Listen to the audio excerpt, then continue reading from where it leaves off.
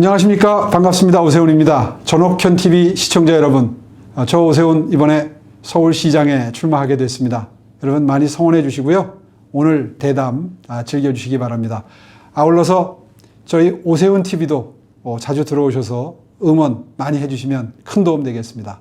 부탁 올리겠습니다. 반갑습니다.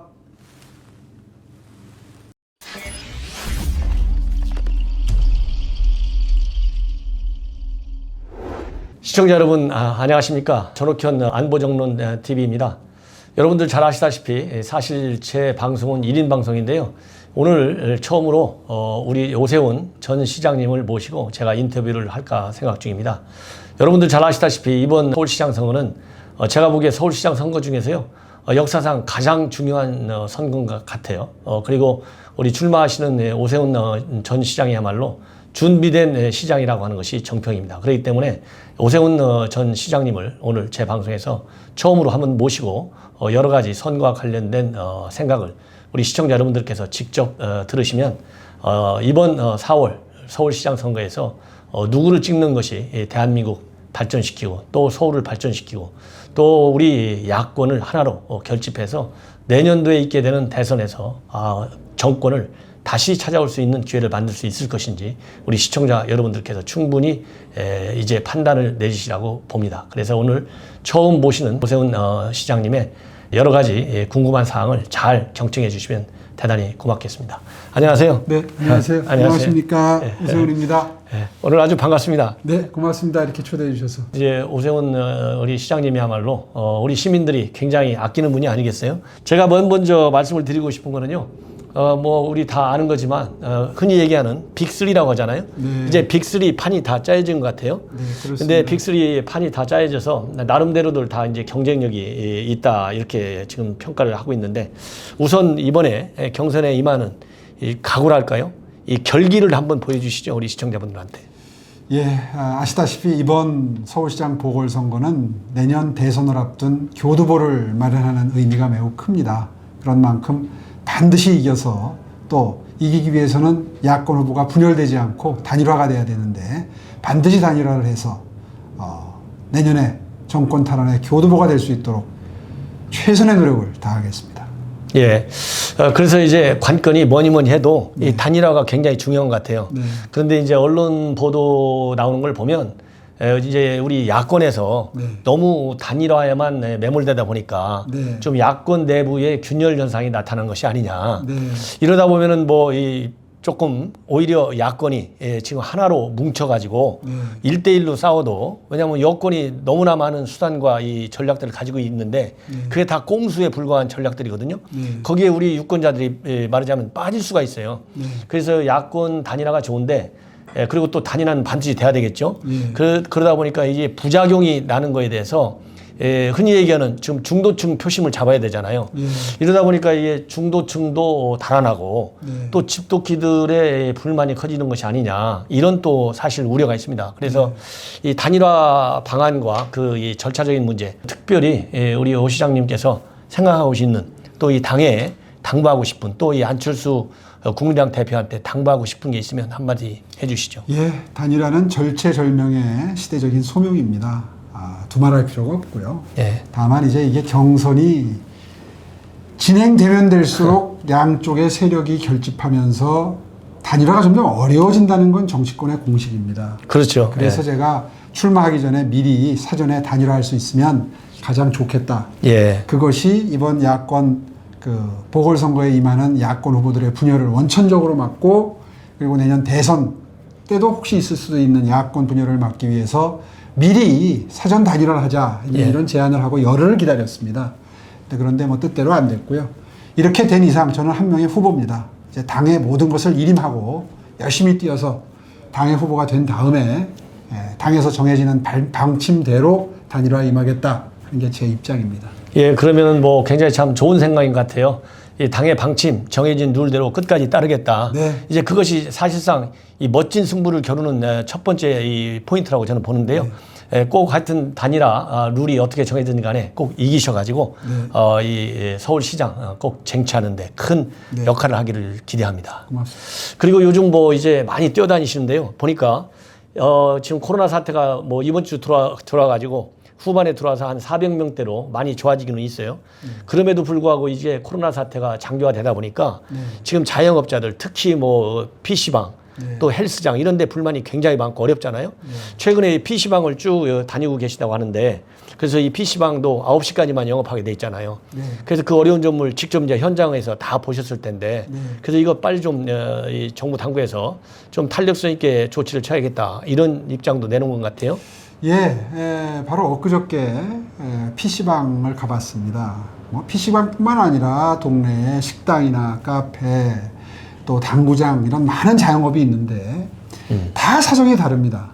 그런데 정부에서는 일률적으로 9시에 영업을 끝내라 이러다 보니까 오후 늦게 영업을 시작하는 업종의 경우에는 영업 시작하자마자 문을 닫는 그래서 사실상 영업시간이 확보가 안 되기 때문에 거리 두기와는 무관하게 매우 큰 영업 손실을 보고 있다.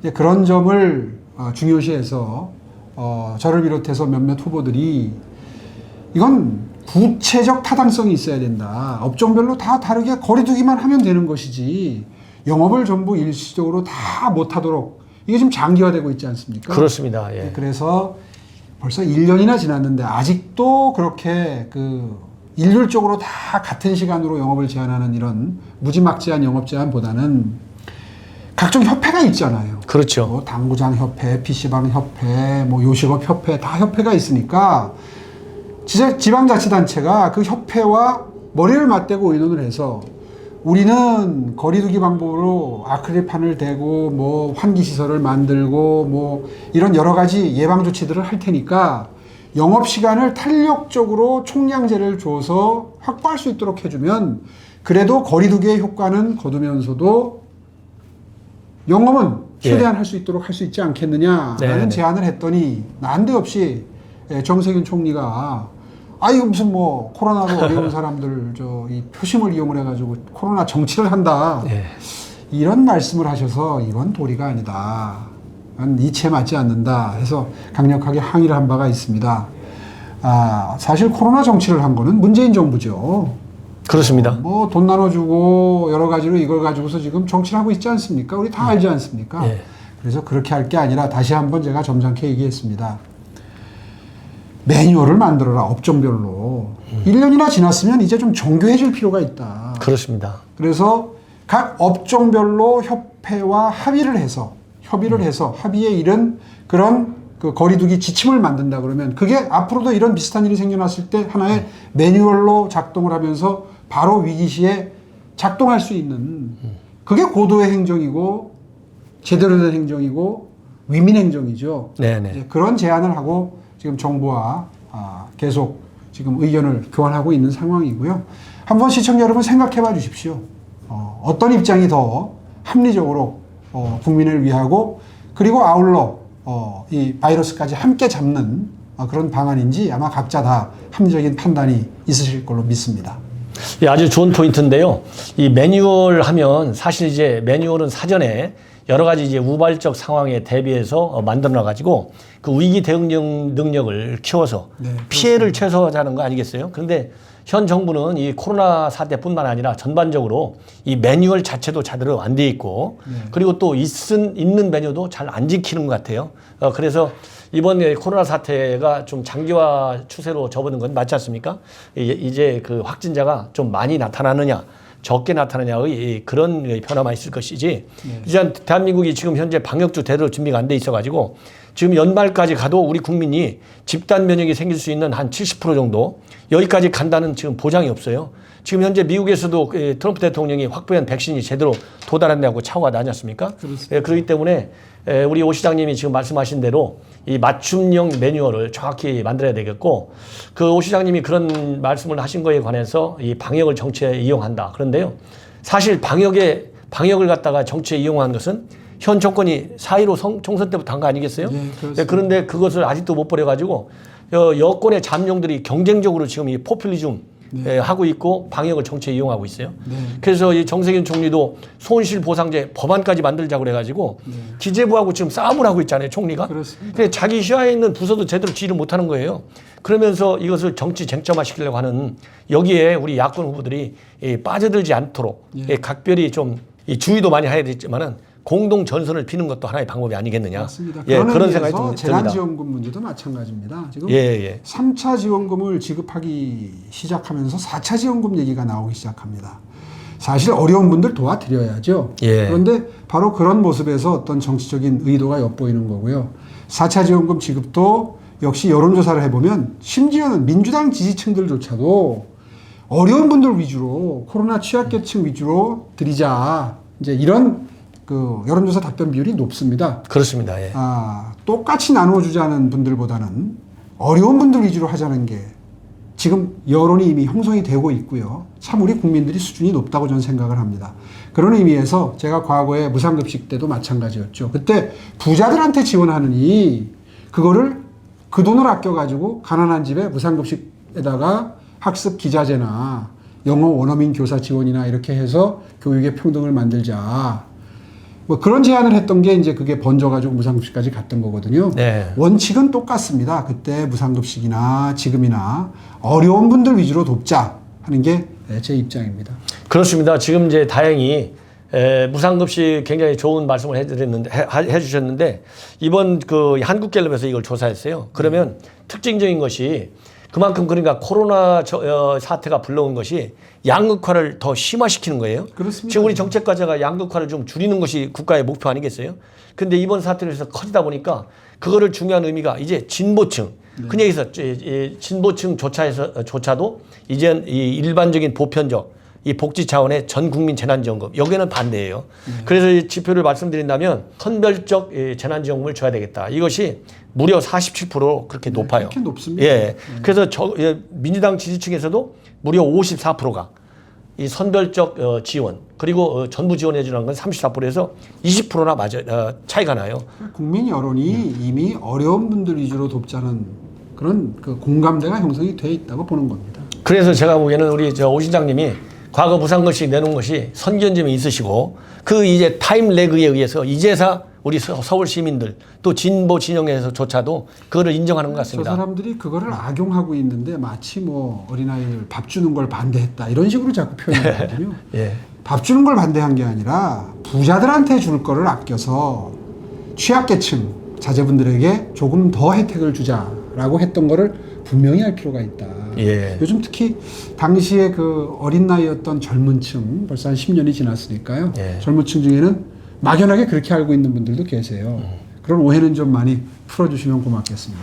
자, 그리고 또요, 지금 현재 1인 가구 보호대책본부 또 스피드 주택 공급 이런 여러 가지 좋은 공약을 많이 내주셨는데요. 네. 저 우리 시민들께서 좀 쉽게 이해하실 수 있게 설명을 좀 해주시죠. 예, 1인 가구 대책이라고 하는 것은 사실은 그동안의 전통적인 의미에서의 사회적 취약계층은 뭐 어르신들이라든지 어린아이들, 여성, 장애인, 빈곤층 이렇게 5가지를 말씀을 많이들 했어요. 그런데 새롭게 등장하는 이제 1인 가구들이 매우 큰 배려와 보호의 대상이 돼야 됩니다. 네. 서울시의 1인 가구의 비중이 32%에 이릅니다. 네. 예, 2인 가구까지 하면 60%를 넘어섰습니다. 그런데 이분들이 느끼는 게 5가지 고통이 있습니다. 네. 첫째, 젊은 여성들의 경우에는 치안, 성범죄를 비롯한 치안 문제 때문에 매우 큰 우려를 하고 있고요. 항상 노심초사한다고 그래요. 뭐 자장면을 시켜도 음식을 시켜도 2인분을 시킨다든가 혼자 있다고 밖에 알려지는 걸 꺼리는 거죠. 네. 그만큼 불안해한다는 겁니다. 어르신들의 경우에는 이제 질병, 건강 문제죠. 빈곤, 그다음에 외로움 이게 이제 큰 걱정입니다.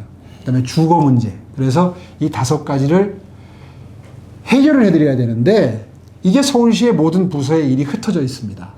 그래서 이걸 한꺼번에 입체적으로 종합적으로 해결할 수 있는 부서를 만들겠다는 겁니다. 그게 이제 1인 가구 보호 특별대책본부라는 걸 만들어서 지금 말씀드린 이 5가지의 1인 가구의 고민을 종합적이고 입체적으로 일사불란하게 해결해드리는 그런 체계를 만든다는 공약이고요. 네. 두 번째 이제 스피드 주택은 이렇습니다. 지금 각 후보가 전부 뭐 몇십만 가구를 5년 내에 공급하겠다 이런 공약을 내놔요. 예. 한번 생각해 보십시오. 안철수 후보 같은 경우에는 74만 가구를 5년 내에 공급하겠다고 하는데 지금 이게 이제 지금 부동산이 가장 뜨거운 이슈가 되다 보니까 무리스럽게 갑자기 공약을 만들다 보니까 380만 가구가 삽니다. 지금 서울에. 근데 수십 년 동안 만든 집이 380만 가구인데 5년짜리 시장이 74만 가구를 공급하겠다고 하면 여러분 언뜻 들으셔도 이게 균형이 맞습니까? 그러니까 이런 식의 지금 경쟁이 벌어지고 있어요. 사실 무모한 경쟁이죠. 그래서 저는 몇십만 가구를 공급하겠다 이런 얘기보다도 이번엔 1년짜리 시장입니다. 1년짜리 시장은요 사실 업무 파악하다 끝납니다. 그렇죠. 이게 서울시가 얼마나 방대한 조직입니까? 공무원 수가 4만 5천 명이고요. 1년 예산이 40조에 이릅니다. 제가 돌이켜보면 1년 정도 지난 날, 이제 내가 비로소 시정을 좀 제대로 파악했구나 하는 생각을 했던 게 기억이 나요. 네. 왜냐하면 서울시의 행정은 생활 시정이거든요. 봄, 가을 다르고요. 하는 일이, 네. 시장에 하는 일이, 챙겨야 되는 일이 여름이 다르고, 혹서기가 다르고, 혹한기가 다릅니다. 얼마 전에 눈 못 치워가지고 혼났잖아요. 그랬었죠. 그러니까 이런 식으로 사계절이 일이 다 달라요. 그런데 1년 만에, 5년 만에 뭘 하겠다. 이게 좀 무리입니다. 그래서 저는 1년 안에 할 수 있는 일을 중점적으로 말씀드립니다. 제 비전을 좀 말씀드리겠습니다. 사실 서울시장이 해야 될 일 중에 가장 중요한 것은 두 가지입니다. 시민의 삶의 질을 보듬는 것, 그리고 도시 경쟁력을 향상시키는 겁니다. 제가 왜 이 얘기를 하느냐 하면 박원순 시장 10년 동안 이게 전부 정체 상태입니다. 제가 시장 되기 전에 도시 경쟁력 지수라는 게 있는데 이건 서울시의 뭐 주택, 도로, 환경, 문화, 복지 이런 걸 다 종합해서 매기는 순인데 도시 경쟁력 지수가 제가 취임하던 해 전 세계 89위였습니다. 네. 그런데 제가 마무리할 때 80위까지 올려놓고 그만뒀거든요. 네. 그런데 박원순 시장 내도록 고언저리에서 지금 놀고 있습니다. 순위가. 그대로 정체 상태죠. 삶의 질 지수가 그렇고요. 도시 경쟁력 순위는 전 세계 도시에서 한 30위, 40위권에 머물러 있던 게 제가 10위까지 끌어올렸습니다. 그런데 그 이후에 그것도 그대로 횡보를 하고 있습니다. 그대로 머물러 있고요. 특히 경제와 관련해서 금융도시 순위라는 게 있습니다. 아마 기억나실 거예요. 서울을 금융도시 만들겠다 한참 들었던 걸 기억하실 텐데 금융도시 순위도 30위권에 머물던 걸 제가 10위권까지 10위 안쪽으로 끌어들였는데 그때 8인가 뭐 그랬을 겁니다. 그런데 지금 다시 또 33위까지 떨어져 있습니다. 네. 서울시가 이렇게 굉장히 한마디로 말해서 발전이 가속도가 붙는 게 아니라 오히려 정체 상태에 들어가서 시민들이 생활의 질이나 생활의 편의, 도시 인프라 이런 측면에서 지금 굉장히 아마도 만족스럽지 못하실 걸로 저는 생각을 합니다. 이건 뭐 국제적인 평가 기관들이 기준을 가지고 평가하는 거니까요. 조금도 과장이 없습니다. 그래서 이번에는 삶의 질과 도시 경쟁력 순위를 다 끌어올린다라는 목표를 세웠는데 코로나 사태가 터졌어요. 그래서 임기 1년짜리 시장이 도시 경쟁력까지 끌어올리겠다 하는 건 사실은 좀 솔직히 말씀드려서 일의 우선순위에서는 삶의 질보다는 조금 후순위로 밀어두고 일단 급한 것이 여러분의 생활을 어두운 이 어려운 분들의 이 생활을 보듬는 그런 역할을 하는 게 이 1년짜리 시장의 역할이다. 그래서 욕심부리지 않겠습니다. 실제로 보궐선거의 경우에는 인수위가 없습니다. 4월 7일날 선거인데 4월 8일날 아침부터 일해야 됩니다. 그래서 저희 캠프의 캐치프레이즈가 4.8.1 4월 8일부터 일하는 시장이 되겠습니다 하는 겁니다. 네. 그러니까 연습 기간 없이 경험이 없는 분들은 업무 파악하느라고 바쁘거든요. 아마 한 3개월, 6개월 걸릴 거고요. 네. 연말쯤 되면 이제 또 선거 분위기 들어갈 거고. 그래서 저 오세훈이 4월 8일 바로 일을 시작할 수 있는 그런 시장이 되겠다 하는 각오를 말씀드립니다. 481. 아주 참 좋은 것 같습니다. 알기 쉽게. 잘 정했나요? 예, 예. 역시 그 대목에서도 굉장히 준비가 잘 되어져 있는 그런 후보임에 틀림이 없는 것 같습니다. 그런데 말이죠. 유감스럽게도 이거 뭐 1년짜리 시장하고 또 바로 대선으로 배 바꿔 타는 거 아니냐. 이런 얘기들이 그래도 좀 있는 것 같아요. 그런 점에 대해서 좀 부연 설명을 한번 좀 해주시면 어떨까 그 싶습니다. 점에 대해서는 유권자들에 대한 도리죠. 1년 하고 시장 그만둘 거면 왜 대선 준비하던 사람이 다 접고 서울시장에 나왔겠습니까? 절대 그런 일을 해서는 안 되는 거고요. 분명히 말씀을 제가 출마 선언문에서 드렸습니다. 제가 1년 일하고 서울 시민 여러분들이 다시 한번 기회를 주신다면 5년은 하고 싶습니다. 그래야 지금 앞으로 발표될 공약들이 전부 5년 임기에 5년짜리 공약들입니다. 네. 1년짜리 공약으로 무슨 일을 하겠습니까? 그렇습니다. 예. 그런 의미에서 그 점은 분명하게 말씀드리겠습니다. 이제 대선 생각하지 않고 앞으로 5년 동안 정말 서울시 일에 전념하겠습니다. 네네. 사실 뭐 지금 뭐 재보궐선거 1년 임기잖아요. 그래서 지금 말씀하신 대로 5년을 내다보면서 이번 공약을 제시한 거 우리 시청자 여러분들께서 그 점을 각별히 유의하셔서 이게 그야말로 흔히 그냥 표나 받으려고 하는 공약이 아니고 서울시를 체계적이고 시스템에 맞게 제대로 발전시키겠다는 그런 구상의 표현이라는 점을 우리 시청자 여러분들께서 특별히 염두에 두시고 이 투표권을 한번 행사하시는 것이 굉장히 중요하다 이런 말씀을 드리고 싶고요. 그 박원순 시장은 주택을 공급 안 하는 방향으로 억제를 했죠. 예. 재건축 재개발을 지정돼 있던 걸 400개를 자기가 유도를 해가지고 다 풀었습니다. 네네. 그렇게 해서 10년 동안 25만 가구에서 30만 가구가 공급될 게 사라져버린 겁니다. 네. 그것도 이제 당연히 다시 되살려서 다 재시동을 걸어야 됩니다. 네. 그래서 지금 이제 주택 부동산 문제뿐만 아니라 전에 이제 우리 오 시장님이 계실 때 구상해놨던 여러 가지 좋은 사업들이 박원순 표딱지 딱 브랜드 붙여가지고 다 없애버리고 또 다른 거를 해가지고 많은 서울시 발전에 장애를 일으켰다. 네. 이런 것이 시민들의 굉장한 불만으로 와닿거든요. 예, 개선 방안이랄까요? 이런 거를 말씀해 주셨는데 이제 시장이 당선됐을 때 맨 먼저 하시고 싶은 거하고 또 서울시를 갖다가 훨씬 더 그야말로 서구 최고의 시장 이 시와 대결할 수 없을 정도로 비약적으로 발전시킬 수 있는 그런 청사진 같은 게 있으면 좀 소개해 주시죠. 예, 아직 이제 상대방 진용이 결정이 안 됐기 때문에 제가 가지고 있는 공약을 다 풀어놓으면 전쟁할 때도 왜 그 전쟁 전문가 아니십니까? 안보 전문가 아니세요? 그래서 지금 이제 공약을 내놓는 순서가 있습니다. 아직 박영선 후보는 인제 겨우 장관직 사퇴했거든요. 네, 그러니까 그렇죠. 이제 공약은 순서대로 내놓도록 하고요. 주택을 공급하는데 예를 들어서 도시계획국이 있고 주택국이 있어요. 주택국은 주택을 공급하는 부서입니다. 도시계획국은 도시계획이라는 기준으로 주택 공급을 오히려 억제하는 기능을 합니다. 이럴 때 어떻게 하면 빨리 공급할 수 있느냐. 이 두 부서를 한시적으로 통합하면 됩니다. 네. 그러면 한쪽에서 하려고 그러는 걸 한쪽에서 제한하는 걸 막을 수 있죠. 그렇죠. 그러면서 두 부서가 힘을 합해서 빨리 공급해라. 이런 입장을 제도적으로 만들고 어떤 규제를 풀어주냐면 2종 일반 주거지역이라는 게 있습니다. 뭐 일반 주거지역, 전용 주거지역, 상업지역, 복잡하죠. 준주거지역이 있는데 2종 일반 주거지역에 용적률 제한이라는 게 있고 높이 제한이 있는데 이 용적률 제한을 정부에서 정해놓은 법령보다도 더 낮춰놨어요, 서울시가. 이제 경관을 보호한다, 일족군을 보호한다, 이제 이런 명분 때문에 그렇습니다. 네. 그래서 7층으로 제한을 하게 되면 몇 채를 합해가지고 다가구 다세대택을 짓든가 아파트를 지을 때 높이 제한 때문에 경제성이 안 나와서 다 안 하는 거예요. 이거를 2종 일반 주거지역에 7층 높이 규제만 없어져도 많은 민간업자들이 주택 짓겠다고 덤벼들게 됩니다. 네. 이게 돈 버는 게 목적이니까요. 그렇죠. 그게 우리 자유시장 경제 질서의 시장 원리를 최대한 활용해서 인센티브를 줌으로써 그러니까 저는 한시적으로 하려고 합니다. 요거 네. 5년 동안만 높이 제한 풀겠다. 네. 그러면 뭐 땅 갖고 있는 분들이 너도 나도 새로 집을 지으려고 덤벼들 거 아니겠습니까? 네. 이제 그런 인간의 욕망을 이용하는 게 사실은 자유시장 경제 질서에서의 행정의 요체지요.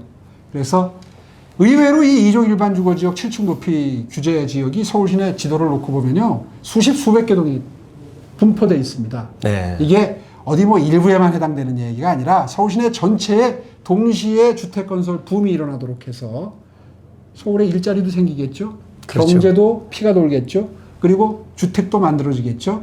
이런 일석이조, 3조의 정책을 펴겠다.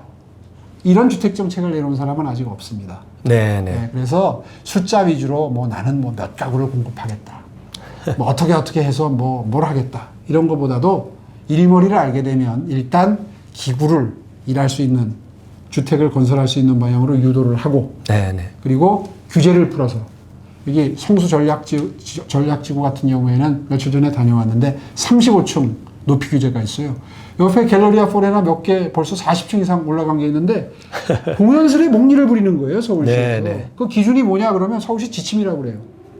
법에 그렇게 돼 있질 않아요. 그러니까 지침을 그러니까 내부 지침이라 이게 예. 이제 전문 용어로 서랍석 규제다 이렇게 얘기를 합니다. 네네. 그러니까 물어보면 근거가 뭡니까? 그러면 서울시가 그냥 정한 지침입니다. 이런 거 없애겠다는 거예요. 그렇게 해서 중앙 정부가 탁상 공론으로 지금 뭐 얼마를 뭐 공급하겠다 이런 게 중요한 게 아니라 실제로 일할 권한과 책임을 갖고 있는 서울시가 내부 지침부터 바꿔가면서 일할 수 있는 곳으로 만들겠다는 게 저의 부동산 공약의 핵심입니다. 네, 굉장히 중요한 점을 많이 지적해 주신 것 같아요. 제가 페북을 가끔 보거든요. 근데 이제 우리 오 시장님 것도 제가 특별히 또 관심 있게 많이 봅니다. 그러면 요즘 이제 백이라는 말이 미국에서도 굉장히 유명해요. 아메리카 is back 딱 돼 있잖아요. 근데 우리 오 시장님이 이제 코리아 is back, 서울 is back 이렇게 돼 있어요. 그 요거를 좀 우리 서울 시민들한테 그 깊은 뜻을 한번 이렇게 설명해 주면 좋을 것 같습니다. 예, 사실 지난 10년 동안 서울시가 이렇게 발전을 못하고 정체 상태에 머물러 있었습니다.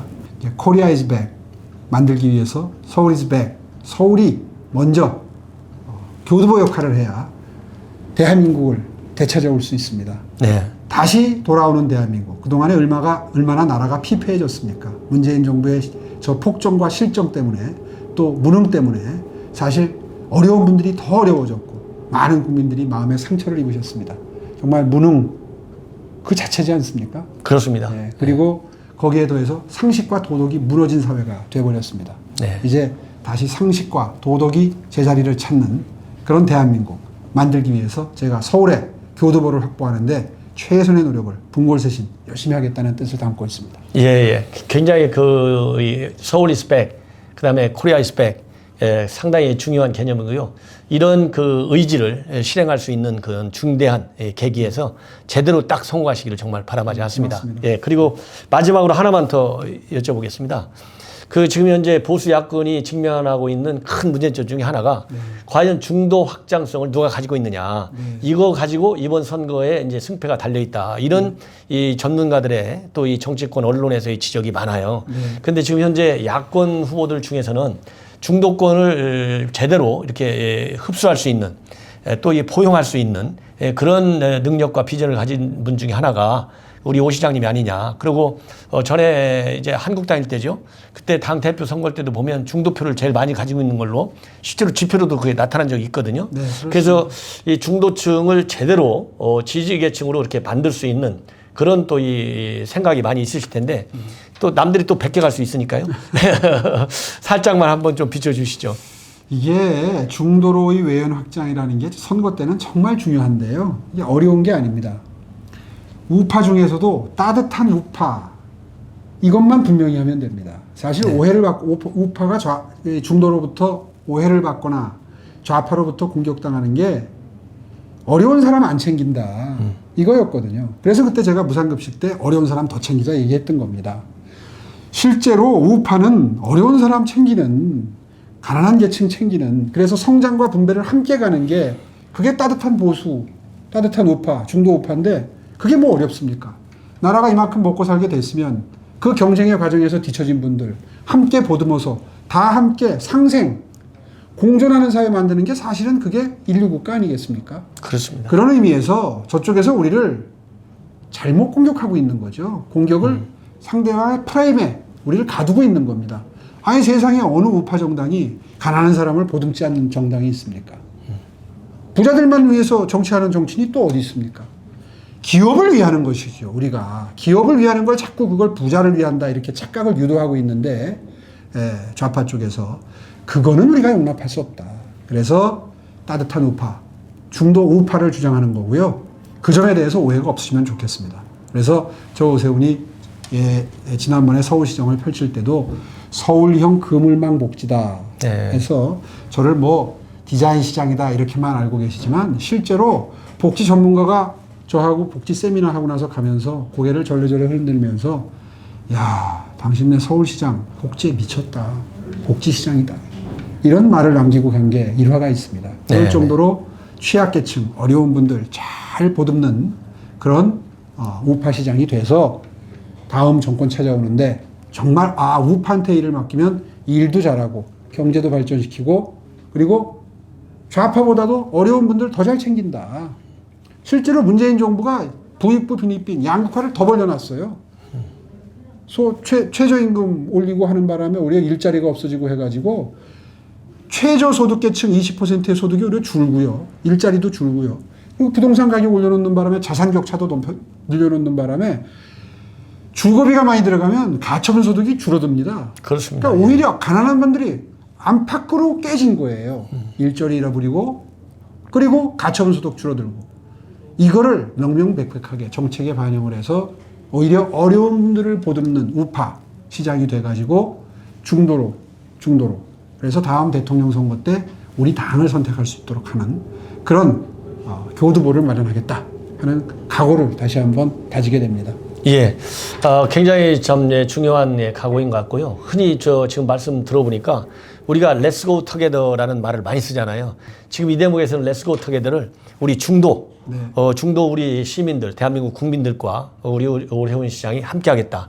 이런 의미로 그러면 제가 한번 해석을 하고 우리 시청자 여러분들께서 꿋꿋하게 또 믿음직스럽게 한번 지켜봐 주시고 또 지지해 주시면 굉장히 대한민국 서울이 그야말로 서울 이스백 하는데 획기적인 기회를 맞게 될 것 같습니다.